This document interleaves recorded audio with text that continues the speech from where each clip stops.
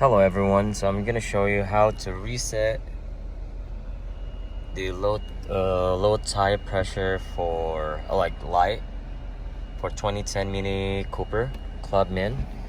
So this is where you go on your left key, which is this one, like a joystick. See this one right here? You click this one down, so it will select here. So just press it, it will change. So we're gonna go to set and info. Oh, sorry. Go back to set and info, and then press and hold. And now, release, and then we have to set. Click again, then click until you go to reset. So since it should say active, but since I already press and hold this one, so now when it's active, it has to show. When it says active, you have to press and hold this until it goes reset. And then now all you have to do is just drive the car and it will reset.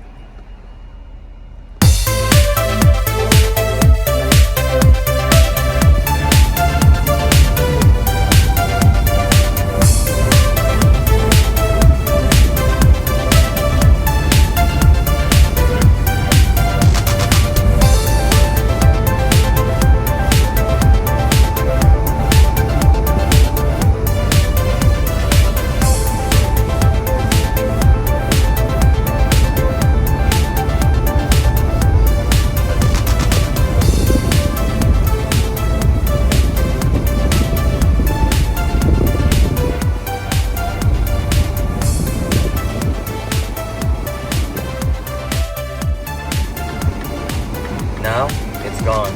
It just turned off by itself. So yeah, there you go.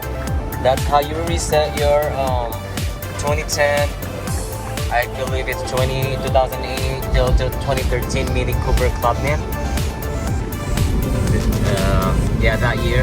And that's how you reset your low tire pressure sensor light. Thanks for watching.